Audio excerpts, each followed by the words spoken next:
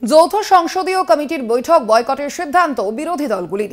সাংবাদিক সম্মেলন করে জানালেন শ্রীরামপুরের তৃণমূল সাংসদ কল্যাণ বন্দ্যোপাধ্যায়। সংশ্লিষ্ট কমিটির চেয়ারম্যান জগদম্বিকা পালের বিরুদ্ধে একাধিক অভিযোগ রয়েছে বিরোধী দলের সাংসদদের।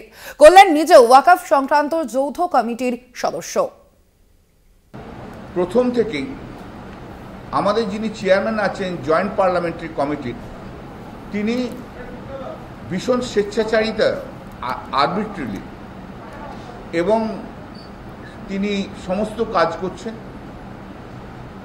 এবং বিরোধীদেরকে বুলডোজ করা হচ্ছে, বিরোধীদের কথা শোনা হচ্ছে না এবং তিনি যা মনে করছেন তাই করছেন, যেদিনকে যা ইচ্ছা তাই করছেন।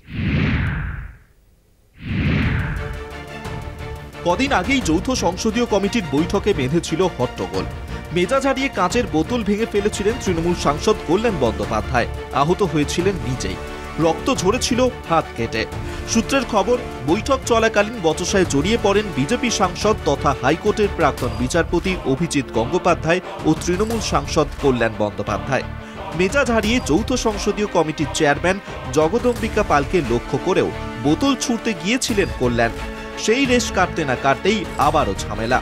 সংসদীয় কমিটির কার্যকলাপ এবং চেয়ারম্যানের ভূমিকা নিয়ে বিস্তর অভিযোগ তুলছেন কমিটির বিরোধী সদস্যরা। একাধিক বিষয়ে অভিযোগ তুলে আগামী দিনের বৈঠকে যোগ না দেওয়ার সিদ্ধান্ত নেওয়া হয়েছে। আমরা কোথাও কোনো কাজ করতে পারছি না, আর এই সপ্তাহে প্রতি সপ্তাহে দুদিন করে 11টা থেকে রাত্রি 8টা পর্যন্ত মিটিং, একটার পর একটা লোককে ডেকে যাচ্ছে, অথচ আমাদের বলার সুযোগ দিচ্ছে না। ওই সময়ের মধ্যে প্রচুর লোককে ডাকছে, সেটা আমাদের পক্ষে খুবই অসুবিধা হচ্ছে। চেয়ারম্যানের বিরুদ্ধে অভিযোগ নিয়ে লোকসভার স্পিকার ওম বিড়লাকে বিরোধী সাংসদরা চিঠি দিয়েছিলেন।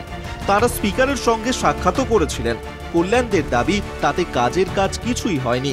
সামনে একাধিক রাজ্যে বিধানসভা ভোট রয়েছে, উপনির্বাচন রয়েছে বাংলাতেও।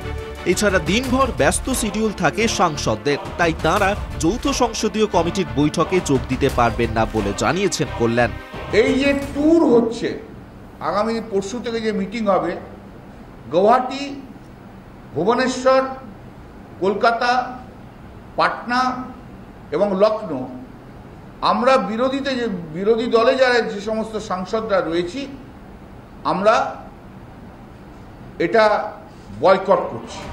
স্পিকার আশ্বাস দিলেও কোনো ব্যবস্থা নেননি। অন্যদিকে দেশের স্বার্থে নয়, ব্যক্তিগত স্বার্থে কাজ করছেন যৌথ সংসদীয় কমিটির চেয়ারম্যান জগদম্বিকা পাল, এমনটাই অভিযোগ করেন কল্যাণ।